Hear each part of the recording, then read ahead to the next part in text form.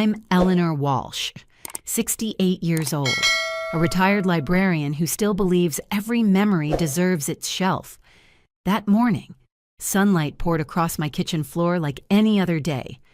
I brewed my coffee, humming the same tune my husband used to whistle before heading to work. But when I opened the safe in my bedroom, our wedding pearls, the ruby brooch he'd given me on our 25th anniversary, everything was gone. My daughter-in-law, Julia, was standing by the doorway, her arms folded, calm as if nothing had happened. "We donated them. Mom," she said, voice sweet but sharp, "you never wear them. It was time to let go." The smell of coffee turned bitter in my throat. I looked at her, really looked, at the diamond earrings glinting on her ears. My diamonds. My hands stopped shaking. My voice didn't. "You're right, Julia," I said quietly. "I don't need them anymore." Then I closed the safe, turned the key, and looked her straight in the eye. "But you'll need a lawyer." After Julia shut my bedroom door that morning, the silence in the house felt heavy, like a book left open to the wrong chapter. I stood there for a long time, my hand still on the cold knob, wondering when my home had stopped sounding like mine. The smell of the coffee had turned bitter, so I poured it down the sink and watched the dark swirl circle the drain. That afternoon, I tried to do what I always did on Mondays, go to the library downtown and volunteer for the children's reading hour. Julia appeared at the doorway with my car keys dangling from her fingers. "You don't need to drive, Eleanor. Michael and I worry about your reflexes. I'll take them for now." Her tone was light, but the click of the keys landing in her palm sounded like a lock turning. I remember smiling, that polite, thin smile women my age wear when we know arguing will only feed the beast. "All right," I said, "but the kids will miss their story time." She shrugged. "They'll survive." For the first time in 30 years, I missed my slot at the library. The quiet that day was not peaceful, it was hollow. I baked lemon bread to fill the air, but even the scent felt wrong, like trying to perfume grief. The next week, I noticed Julia had rearranged the living room. My husband's chair, the oak recliner he had sanded by hand, was gone. When I asked, she said, "It was falling apart. I took it to donation. You should thank me." I wanted to scream that some things aren't supposed to be fixed or given away, that wear is proof of love. Instead, I nodded. At dinner that night, Michael complimented the open space. "It does make the room brighter," he said. I looked at him, at the man who used to help his father polish that same chair every Thanksgiving, and I realized he hadn't even noticed it was missing. Something inside me cracked then, quiet and invisible, but deep. Julia's campaign continued in small, careful strokes. She canceled my book club emails. "Too many spam links," she said, then replaced my phone with one she could monitor for safety. When friends stopped by, she greeted them at the door, saying I was resting or not feeling well. Soon, the visits stopped altogether. I started writing letters I never sent, little scraps of thought folded into an old recipe box. "Dear Helen, the house feels smaller these days, though nothing has changed except everything." It was my way of holding on to a voice that was slowly being talked over. One evening, while I was watering the violets by the window, I overheard Julia on the phone. Her voice carried through the hallway, low and quick. "Once the paperwork's signed, it'll be easier to manage her finances. He just needs to convince her it's for tax purposes." I froze, my hand hovering above the leaves. The drip of water onto the windowsill sounded like a ticking clock. Paperwork, finances, convince her. My name reduced to her. And when I stepped into the hall, she ended the call too fast. "Just the insurance company," she said. smiling too wide. "They're always confusing." I nodded again, but this time I felt something sharper than politeness rise in me, a thin blade of doubt. Later that night, I found the mail hidden under a stack of magazines. Among the envelopes was one addressed to me from the county tax office. It had been opened. Inside was a form about property ownership transfers. Julia had highlighted a section in yellow and written in the margin, "Discuss with Michael." I didn't sleep that night. Instead, I sat in the dark kitchen, the ticking of the old wall clock keeping time with my heartbeat. For years, I had thought age made you invisible, but it wasn't invisibility, it was erasure, done in polite whispers and forged smiles. The next morning, I tested something.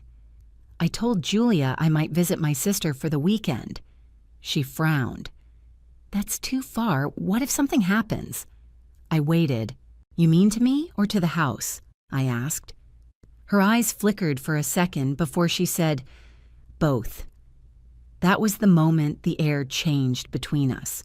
She began checking my pillbox, rearranging my schedule, calling the doctor's office herself. She told Michael I'd been forgetting things. "Small things," she said. "The kind of small things that grow into legal reasons." I played along. I pretended to forget where I left my glasses, asked the same question twice at dinner, misnamed the neighbor's dog on purpose.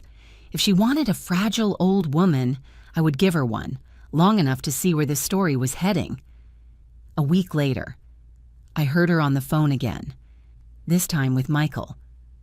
"Mom needs structure," she said softly. "We should get the power of attorney signed. It's just paperwork, really." I stood in the hallway, holding my breath until my chest ached. When Michael came home that night, he avoided my eyes. "Julia thinks it'd be easier to handle bills if everything's in one name," he said. I poured him a glass of iced tea, steady hands despite the storm inside me. "Whose name? Michael?" I asked. He hesitated. "Ours? Joint?" I smiled the same small smile. "Of course." That evening, after they went to bed, I opened the old desk drawer and found my husband's address book. Inside was the number of Harold Pierce, his friend and former law partner.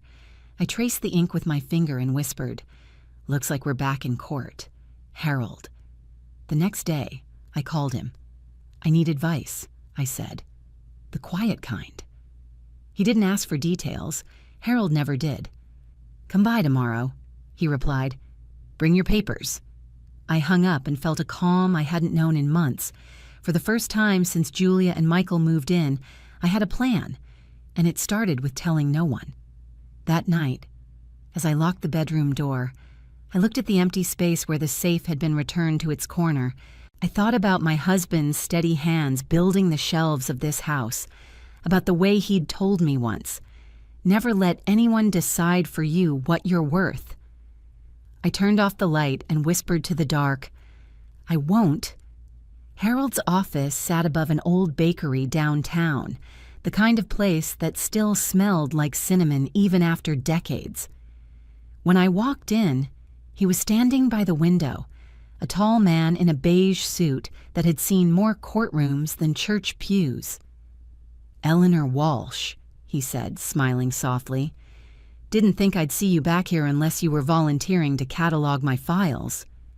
"I need a favor," I said. My voice was steady, but my fingers twisted the strap of my purse. "A quiet one." He gestured to a chair. "Quiet's what I do best." For the next half hour, I told him everything. Julia's new rules, the missing chair, the opened mail, the power of attorney papers.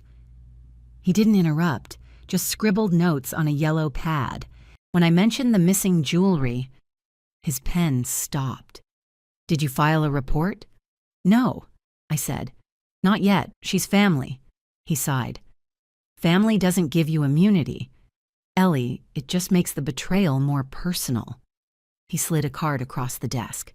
"This is a private investigator I trust. Discreet. Professional." and not cheap. But neither are memories.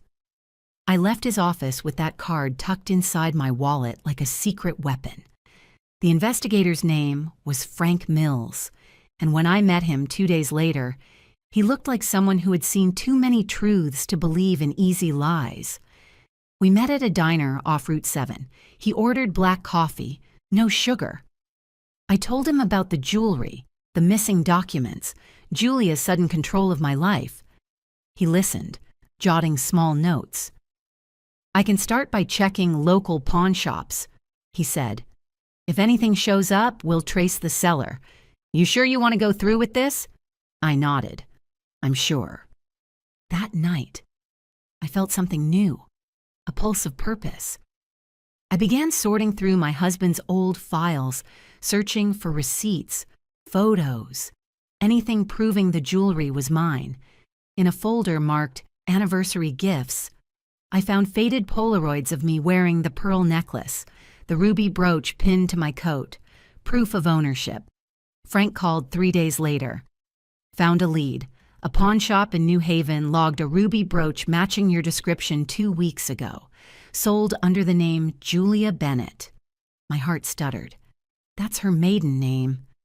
"I thought so," he said. "Want me to get photos?" "Yes, please." When the email arrived that evening, I opened it with shaking hands. There it was, my brooch, sitting in a glass case behind a price tag. The same one Ernest had given me the night he'd said, "You light up rooms better than rubies ever could." I saved the picture to a new folder on my desktop labeled Truth. I didn't sleep. Every time I closed my eyes, I saw Julia's calm face and my brooch glittering under pawn shop lights. The next morning, I made breakfast as if nothing had happened: eggs, toast, coffee. When Julia came downstairs, she didn't look up from her phone. "Morning," she said. "Morning," I replied. "You're up early." "Got errands." She poured her coffee, scrolling. "Michael said you might sign those papers today. He's got a notary coming next week." "Is that so?" I said, sliding the toast onto a plate. My hands were steady. Inside, my pulse was not.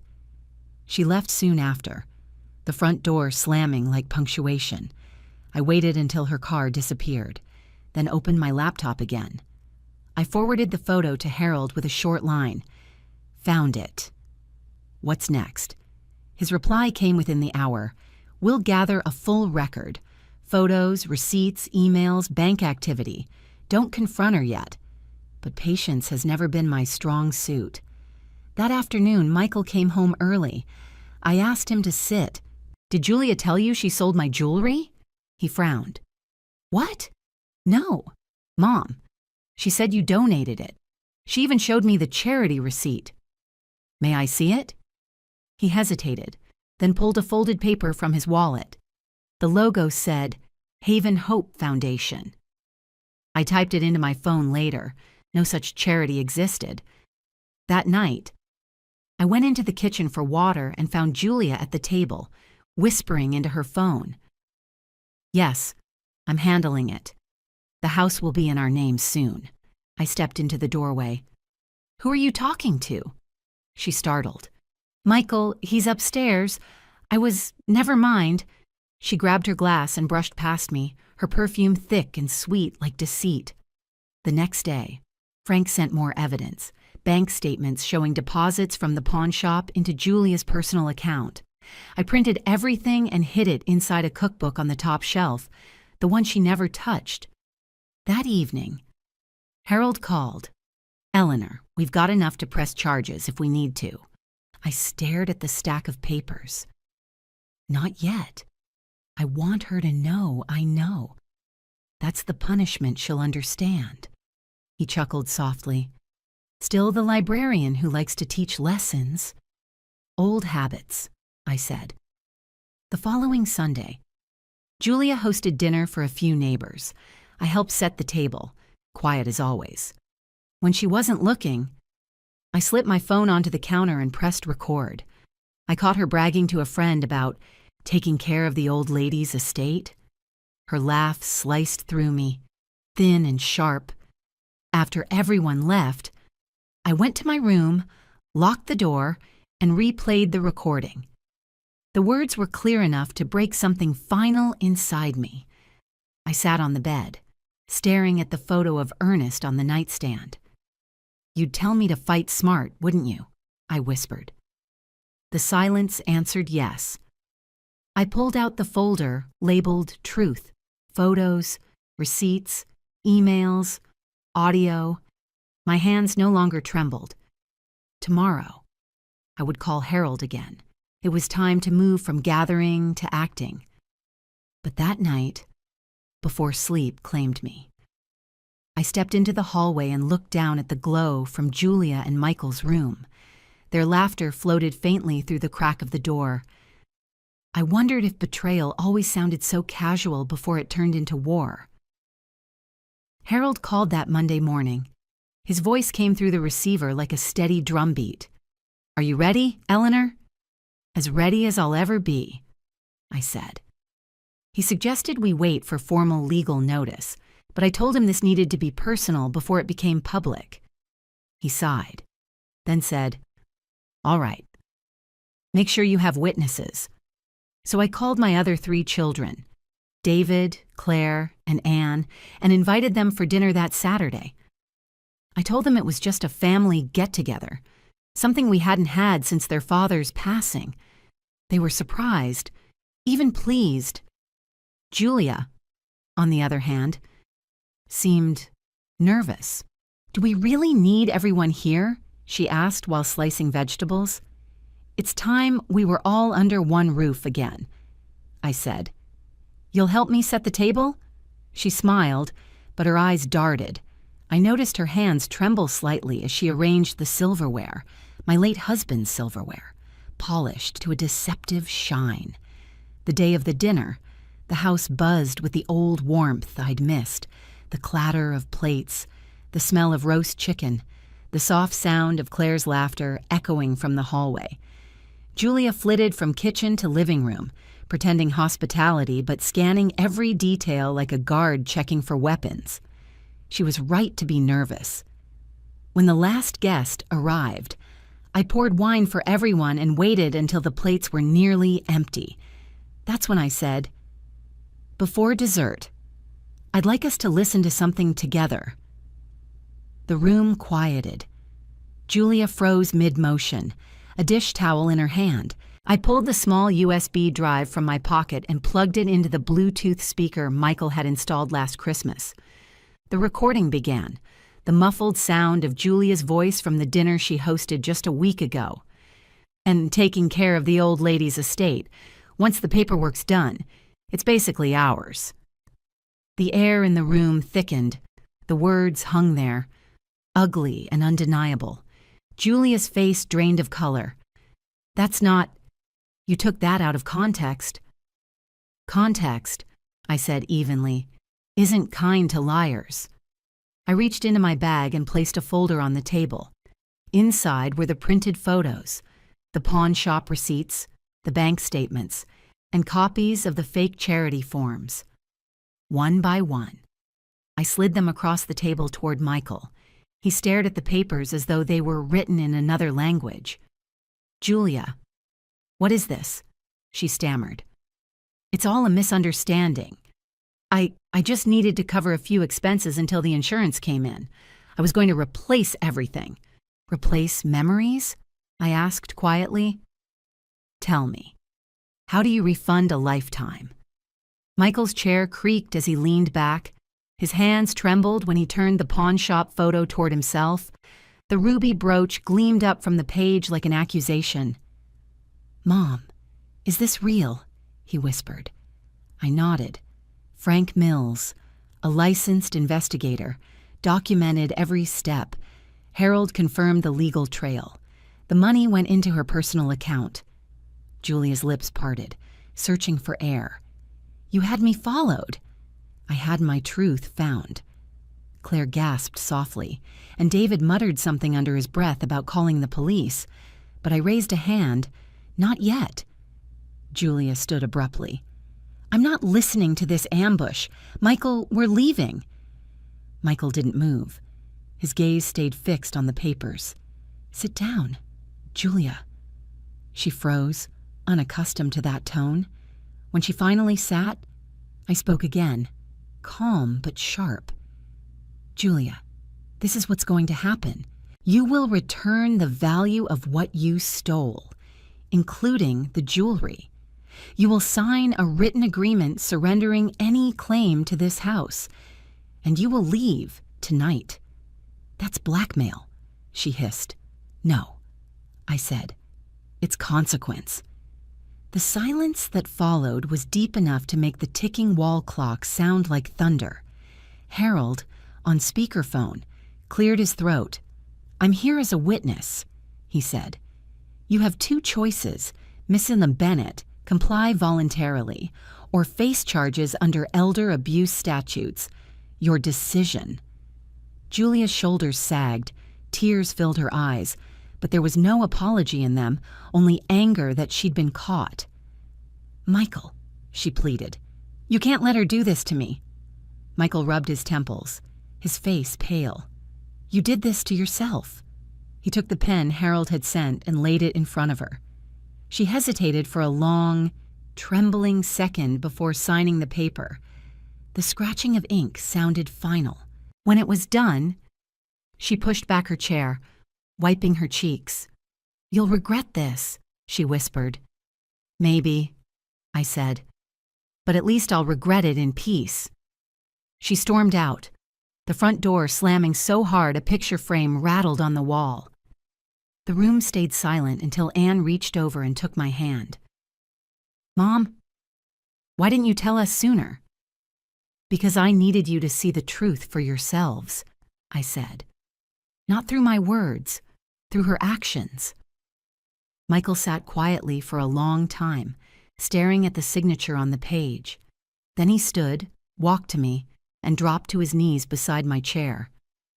I'm sorry, he said, voice cracking. I should have seen it. I should have protected you. I placed a hand on his head, the way I used to when he was little. You're protecting me now. He nodded, tears falling freely. Claire got up and started clearing dishes, and the rest followed, wordless, moving through the motions of family like trying to remember a forgotten dance. When the house finally quieted, I walked to the kitchen window. Outside, the night air carried the faint sound of crickets. For the first time in months, I could breathe without feeling watched. Michael appeared beside me, holding 2 cups of tea. She's gone, he said softly. I nodded. Good. Tomorrow, we call Harold again. We'll make it official. He looked at me, guilt and relief mixing in his eyes. What happens now? I sipped my tea, the warmth steadying my hands. Now we start over, but not the same way. He nodded. Then, almost to himself, he whispered, Dad would have been proud of you. I smiled faintly. He always liked a good courtroom ending. That night, after everyone had gone to bed, I walked through the quiet house. The walls seemed to exhale, lighter somehow. I stopped by the safe, my safe, and ran my fingers along its cool metal surface. For the first time, it wasn't fear that kept me awake. It was freedom. The following week, Harold drew up the final documents. Julia's signature was verified, her name erased from every claim. She packed the rest of her things in silence while Michael watched from the porch. She didn't look back when she left, and I didn't wait at the window to see her go. 2 months later, the pawn shop returned most of my jewelry after the investigation confirmed the sale was fraudulent. The ruby brooch came home first. I placed it in the safe, not because of its worth, but because of what it had survived.